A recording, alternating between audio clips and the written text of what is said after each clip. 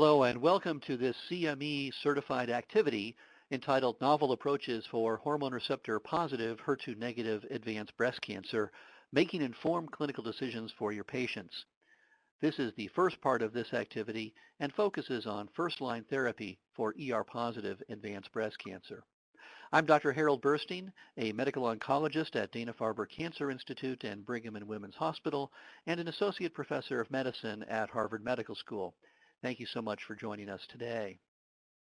I have no real or apparent conflicts of interest to report. Please note the disclaimer from our CME sponsor, Axis, which you should be aware of. Our goal for today's activity is to discuss the optimal first-line treatment for ER-positive metastatic breast cancer, and we're going to do so in light of many of the more recent data that have been put forward in this space, and end our discussion by looking at a practical case application to help give people some ideas about where to go in the clinic. The learning objectives include evaluation of current guidelines for treatment choices for hormone receptor-positive breast cancer in the first and then second-line settings, and to interpret emerging clinical data on the efficacy of new treatment options for hormone receptor-positive advanced breast cancer. Before going into a detailed discussion of some of the pharmacologic options for patients who have ER-positive metastatic breast cancer, I think it's worth thinking a little bit about what we've learned in recent years about genomic tumor profiles and how that affects the way we think about breast cancer these days. Now, some of the most common mutations in ER-positive breast cancers include mutations in the PI3 kinase pathway and the MAP kinase pathway, mutations in the p53 oncogene, though those are somewhat less commonly seen than in the triple-negative cancers where they are nearly universal, and a variety of other markers that we're only beginning to learn to come to grips with. Now, how does estrogen receptor status affect response to endocrine therapy? This has been a topic of interest for decades now, and before we go into our latest update on this, I think it's really important to remember just how powerful endocrine therapy can be for ER-positive metastatic breast cancer. Back in the 1970s, there were multiple reports that looked at the use of anti-estrogens in women who had ER-positive metastatic disease. And I put this slide in here just to remind people that the response rates to these kinds of treatments were on the order of 70 to 75%. In fact, these were the original wonder drugs or targeted drugs.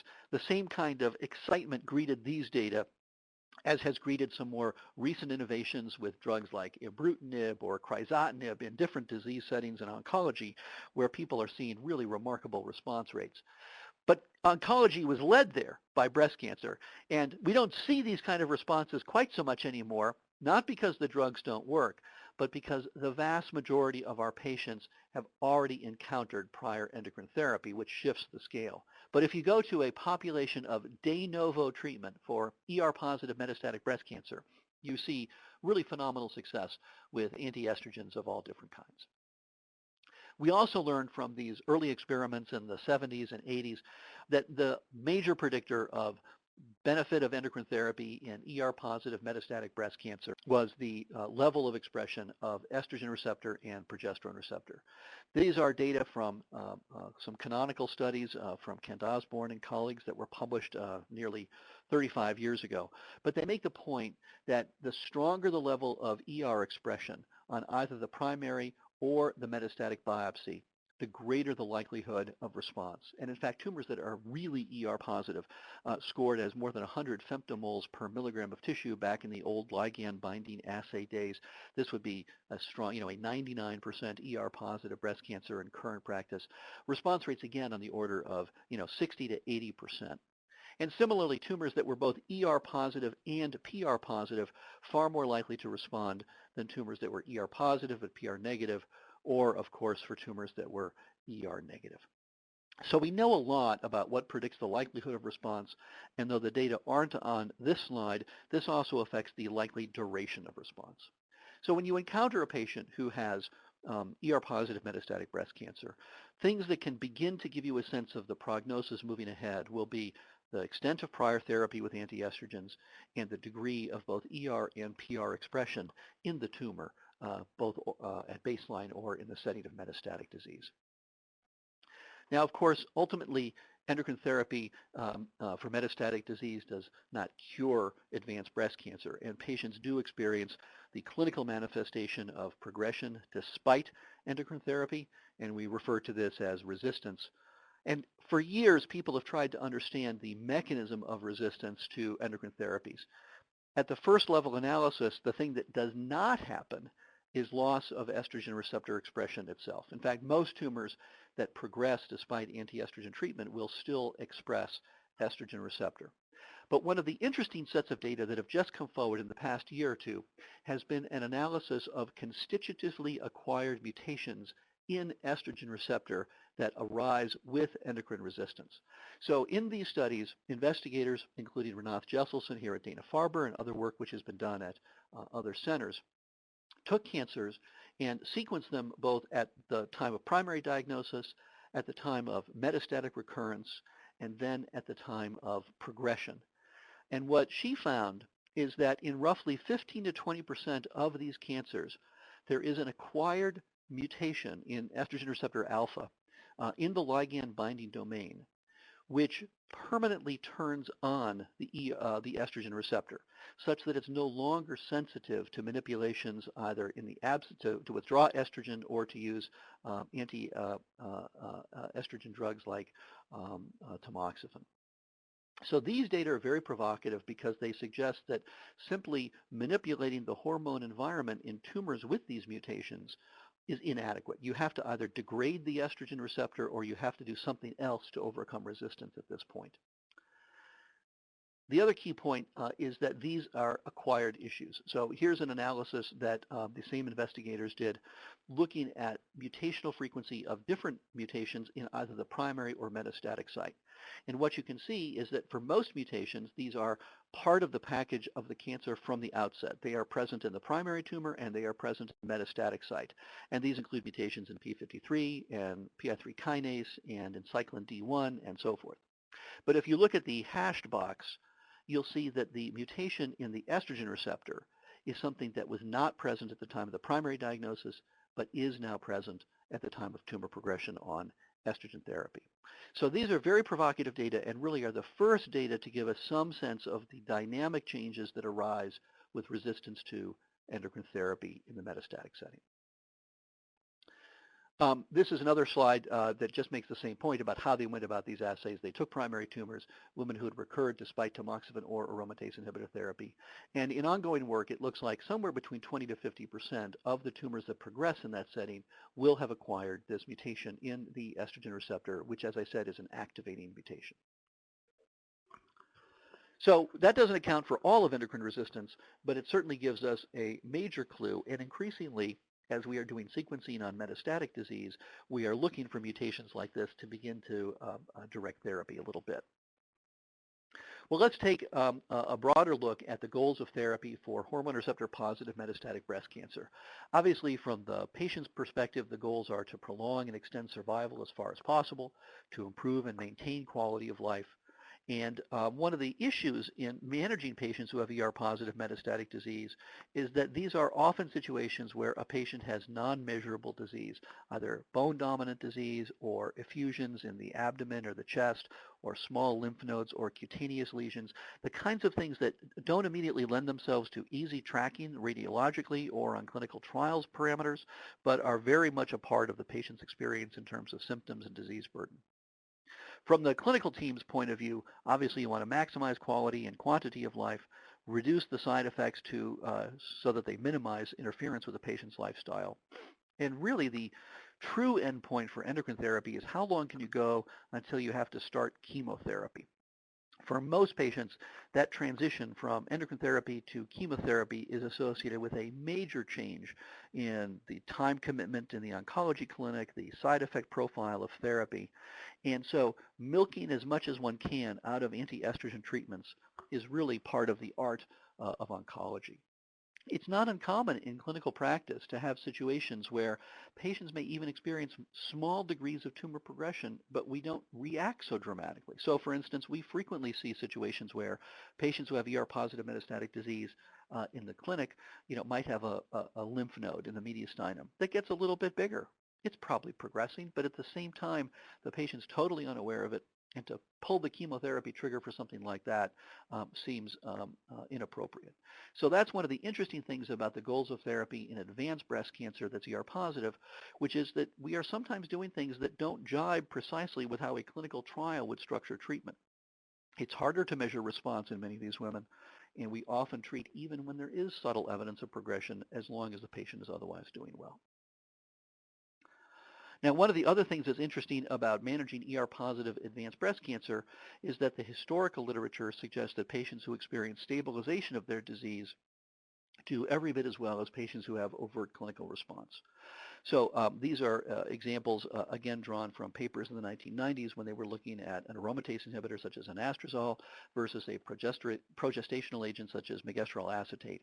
And the analysis here is of time to tumor progression, and it makes the point that women whose cancers either overtly responded or stabilized had the same longer-term outcomes in the way of survival as did patients who had response. Obviously, if there's no response whatsoever, then the outcomes are far less good. But for many patients with ER-positive disease, stabilization of disease is going to be a legitimate endpoint for clinical management. Well, let's speak to a few other distinctive clinical features of ER-positive metastatic breast cancer. One of the things we've learned as we've begun to appreciate more clearly the important subsets of breast cancer is that not all cancers metastasize to the same sites. And busy clinicians already know these kinds of information, but ER-positive cancers, luminal A or B cancers, are more likely to go to bone or lymph node as their initial sites of metastatic disease.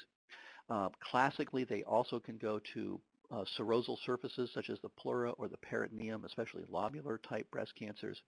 And they're a little bit less likely to go to some of the visceral organs, such as the brain, liver, or lung, as their initial site of presentation, compared to women who have either HER2-positive breast cancer or triple-negative breast cancer. One of the other things we've learned is that there are differences in the modern era in terms of long-term survival based on the subtype of breast cancer. So these are data from our own institutional experience at Dana-Farber, looking at overall survival from the time of metastatic breast cancer diagnosis in women who did receive chemotherapy for advanced breast cancer. What you can see is that the patients who do best these days are those who have either HER2-positive breast cancers, shown in blue, or ER-positive breast cancers, shown in red, with median survivals on the order of about 5 years. And by contrast, triple-negative breast cancers still have a far less good outcome, median survival more on the order of about 2 years, despite the use of chemotherapy. And once you start down the chemotherapy path for women who have ER-positive breast cancer, in our own recent experience, we are typically seeing that patients are receiving about 4 or 5 lines of therapy for metastatic disease. That's chemotherapy beyond whatever endocrine therapy they had already received. So the point there is that endocrine manipulations are part of the long spectrum of management for ER-positive disease, which will include nowadays hormonal therapies, chemotherapies, and the emerging estrogen receptor targeted therapies in the middle. Now, one of the common questions we are asked is, if a patient has first-line metastatic disease that's ER-positive, should they receive chemotherapy right away or endocrine therapy? And this question was actually studied quite heavily in the 1980s, looking at older endocrine therapy drugs like tamoxifen and older chemo regimens such as AC or CMF. And the key takeaway point was that there was no real advantage for initial therapy with chemotherapy compared to hormone therapy in these patients. In fact, in many studies, the overall survival was better in the women who began with endocrine therapy.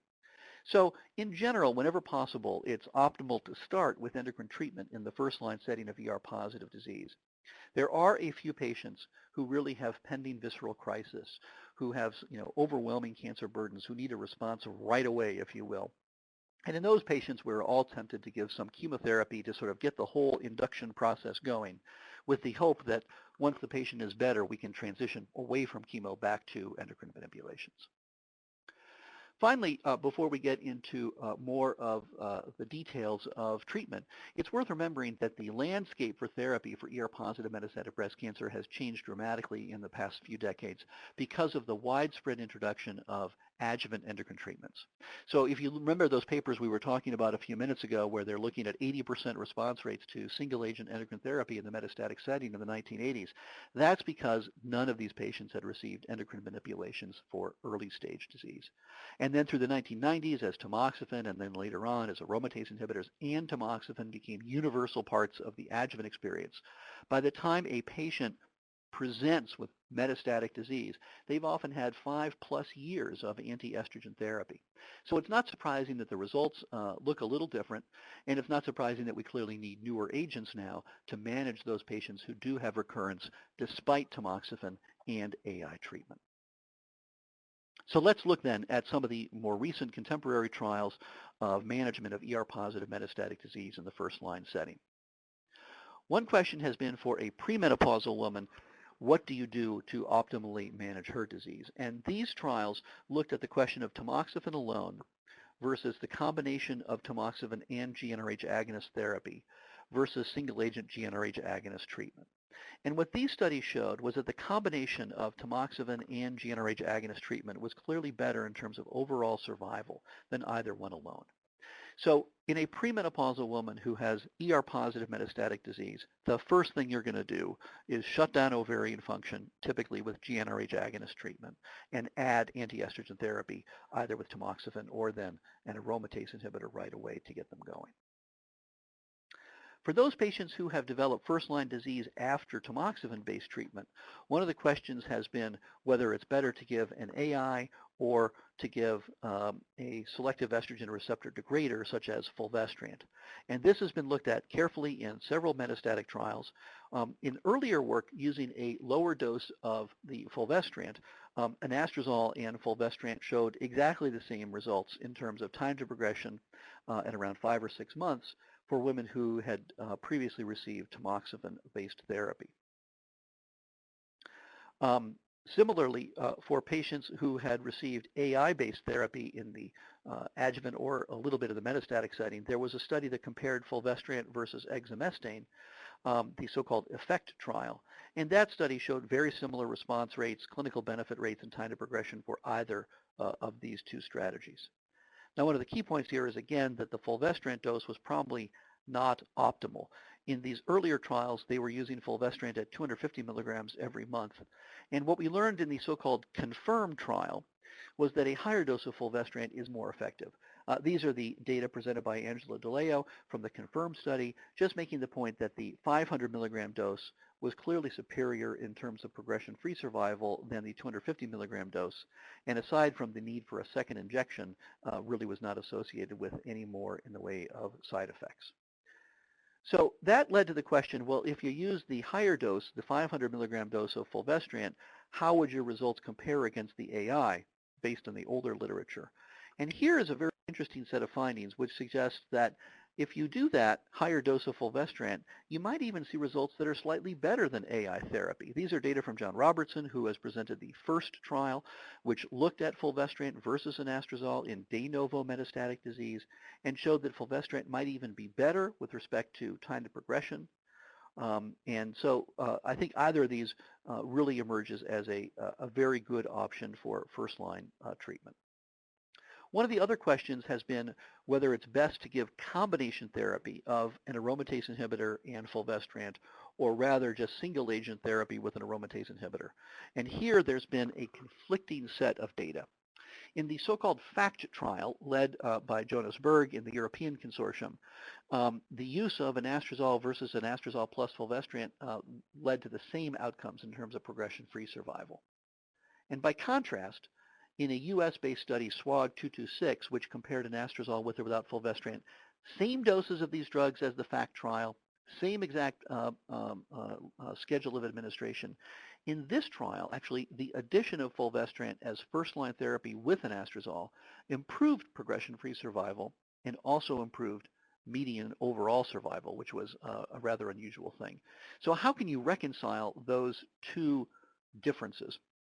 And I think that the likely explanation is that the patient populations in the FACT and the SWOG trial were really very different. And in one respect, they were very different in terms of the women who'd previously had tamoxifen. So many of the women in the SWOG 226 trial had not previously had tamoxifen or were many years removed from diagnosis of early stage disease. And it was in those women, those who were 10 years out or had no prior tamoxifen therapy, that you really saw this signal that combination endocrine therapy, fulvestrant, and the AI was better than just the AI alone. And this, the highlighted red boxes make that point here on this slide. So there's one more trial in this vein. It was the so-called SOFIA trial. Again, fulvestrant versus the AI versus the combination of the two in women who had previously had AI therapy, a more refractory population. And in this setting, no real difference there. So let's look at all three of these trials. SOFIA, in fact, showing that combination therapy was not better. SWOG suggesting combination therapy was better. The key points I would draw your attention to, the SWOG trial, 40% of the women had de novo metastatic disease. Fewer of these women had previously received adjuvant endocrine therapy with tamoxifen. And in that group, they did better overall, and it looked like there was a signal that combination therapy might be helpful. So I have been influenced by these data. So if I see a patient who has had tumor recurrence or progression on adjuvant AI therapy or tamoxifen, and they've done so in a relatively short period of time, a few years since diagnosis, I typically just use single agent therapy for the anti-estrogen piece of this. But in a woman who is many years out from diagnosis or who is de novo presentation of metastatic disease, I'm more inclined to use combination therapy of fulvestrant and an AI given the potential benefits in the SWOG 226 trial. Now, there are other older anti-estrogen options for treatment as well.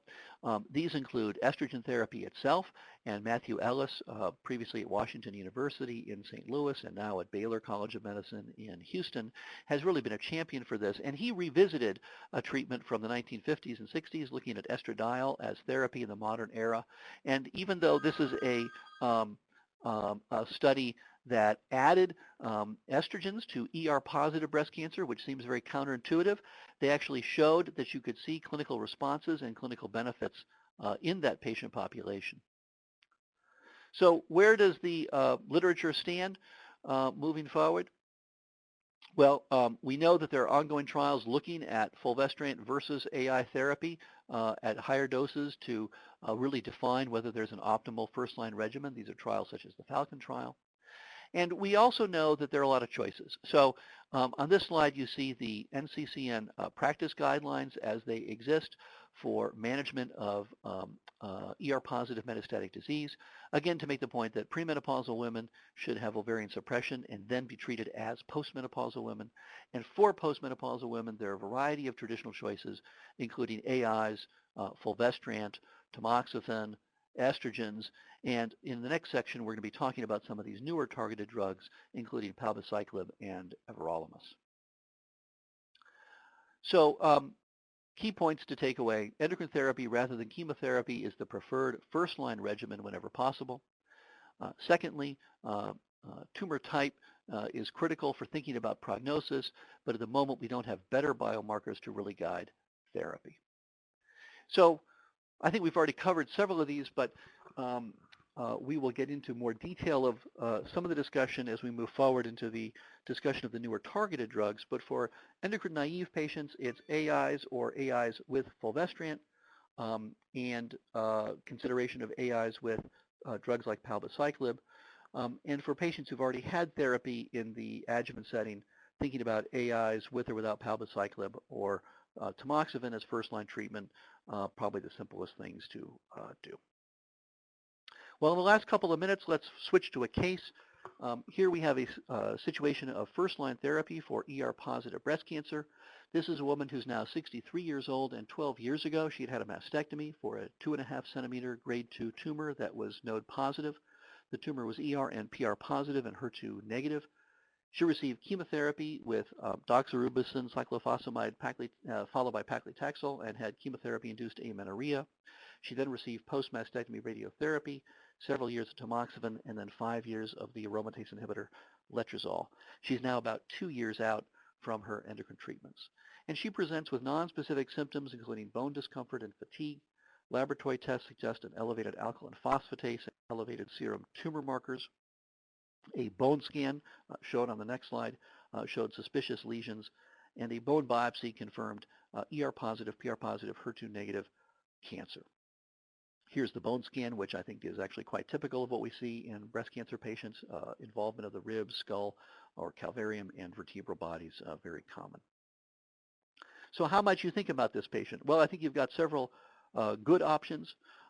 You could either do you could either do fulvestrant, that's our first choice, fulvestrant with palbociclib, letrozole with palbociclib, or everolimus plus exemestane.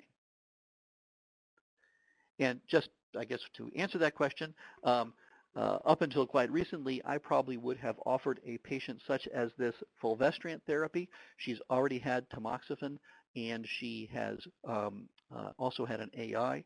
And these tend to be the kind of patients who might have those acquired mutations in estrogen receptor, such that a degrader option is a good one. However, this patient also meets the criteria for reintroduction of an AI with palbociclib, the FDA approval for that drug.